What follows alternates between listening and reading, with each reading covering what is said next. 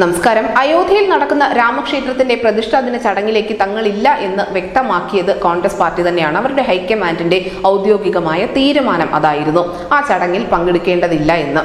പക്ഷേ ഈ രാമക്ഷേത്രത്തോടും ശ്രീരാമനോടും ഒന്നും കോൺഗ്രസിന് ഐത്തമില്ല എന്ന് തന്നെ വേണം കരുതാൻ. കാരണം ഇപ്പോൾ നടക്കുന്ന രാഹുൽ ഗാന്ധിയുടെ ഭാരത് ജോഡോ ന്യായ് യാത്രയിൽ ശ്രീരാമനും ലക്ഷ്മണനും ഹനുമാനും എല്ലാം രാഹുൽ ഗാന്ധിക്കൊപ്പമുണ്ട്. കാരണം ഇത്തരത്തിലുള്ള വേഷങ്ങൾ അണിഞ്ഞ് ഭഗവാൻ ശ്രീരാമചന്ദ്രന്റെയും ലക്ഷ്മണന്റെയും ഹനുമാൻ സ്വാമിയുടെയും ഒക്കെ വേഷമണിഞ്ഞ കുട്ടികളും മുതിർന്നവരുമാണ് രാഹുൽ ഗാന്ധിക്കൊപ്പം ഇപ്പോൾ റാലിയിൽ പങ്കെടുത്തുകൊണ്ടിരിക്കുന്നത്. ഇതിന്റെ ചിത്രങ്ങൾ ദേശീയ മാധ്യമങ്ങൾ വലിയ വാർത്താ പ്രാധാന്യത്തോടു കൂടി തന്നെ നൽകുന്നുമുണ്ട്. അങ്ങനെ കളമറിഞ്ഞ് കളിക്കുക എന്ന നിലയിലേക്ക് കോൺഗ്രസ് എത്തിയിരിക്കുന്നു എന്ന് തന്നെ വേണം മനസ്സിലാക്കാൻ. ഒരു വശത്ത് കോൺഗ്രസിന്റെ ഈ തീരുമാനത്തിന് വലിയ തോതിലുള്ള കയ്യടി ലഭിക്കുന്നുണ്ട്. മതേതരത്വം കോൺഗ്രസ് സംരക്ഷിച്ചു എന്നൊക്കെ പറഞ്ഞുകൊണ്ട്. പക്ഷേ മറുഭാഗത്തെ പിണക്കാൻ കോൺഗ്രസിന് ഒരിക്കലും സാധിക്കില്ല. കാരണം ലോക്സഭാ തെരഞ്ഞെടുപ്പ് മുന്നിലുണ്ട്. അങ്ങനെ ആ മറുഭാഗത്തെ പിണക്കാതിരിക്കാനുള്ള എല്ലാ തന്ത്രങ്ങളും കോൺഗ്രസിന്റെ ഭാഗത്ത് നിന്നും അവർ പയറ്റുന്നുമുണ്ട്. നമുക്കറിയാം, അസമിലെ ഒരു പ്രമുഖ ക്ഷേത്രത്തിൽ രാഹുൽ ഗാന്ധി സന്ദർശനം നടത്തിയിരുന്നു. കാളിദേവിയുടെ നാട്ടിൽ നിന്ന് എത്തുന്ന മമതാ ബാനർജി, പക്ഷേ ഹിന്ദു വിഭാഗത്തെക്കാൾ ഉപരി മറ്റ് വിഭാഗങ്ങളോട് കൂടുതൽ അടുപ്പം പുലർത്തുന്ന മമതാ ബാനർജി അവിടെ ദർശനം നടത്തിയിട്ടുണ്ട്.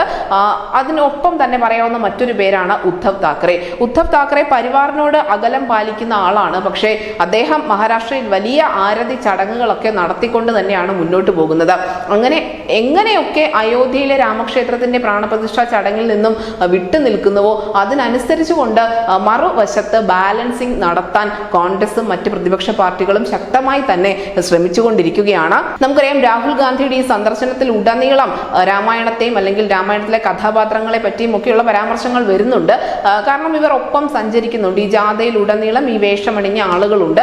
അങ്ങനെയുള്ള ചിത്രങ്ങൾ പ്രചരിക്കുമ്പോൾ സ്വാഭാവികമായും കോൺഗ്രസും ശ്രീരാമചന്ദ്രനോടൊപ്പമാണ് അല്ലെങ്കിൽ അയോധ്യയിലെ രാമക്ഷേത്രത്തിന് പിന്തുണയുണ്ട് എന്ന തരത്തിലുള്ള ചില വ്യാഖ്യാനങ്ങൾ ഉണ്ടാവും. അങ്ങനെയുള്ള വ്യാഖ്യാനങ്ങളും വാർത്തകളും ഒക്കെ നിർമ്മിച്ചെടുക്കുന്നതിന് വേണ്ടി തന്നെയാണ് കോൺഗ്രസിന്റെ ഭാഗത്തു നിന്നും ഇത്തരത്തിലുള്ള ബോധപൂർവമായ ശ്രമങ്ങൾ ഉണ്ടായിരിക്കുന്നത്. അങ്ങനെ നോർത്ത് ഈസ്റ്റിൽ ഇപ്പോൾ ശ്രീരാമചന്ദ്രനും രാമായണവും അയോധ്യ ക്ഷേത്രവും ഒക്കെ തന്നെ വിഷയമാക്കിക്കൊണ്ടാണ് കോൺഗ്രസും നീങ്ങിക്കൊണ്ടിരിക്കുന്നത്. ഇതിൽ നിന്ന് ഒരു കാര്യം ഉറപ്പിക്കാം, വരാനിരിക്കുന്ന ലോക്സഭാ തെരഞ്ഞെടുപ്പിൽ അല്ലെങ്കിൽ ഇനിയുള്ള ഇന്ത്യൻ പൊളിറ്റിക്സിൽ രാമായണത്തിനും ശ്രീരാമനും ഒക്കെ വലിയ പങ്കുണ്ട്.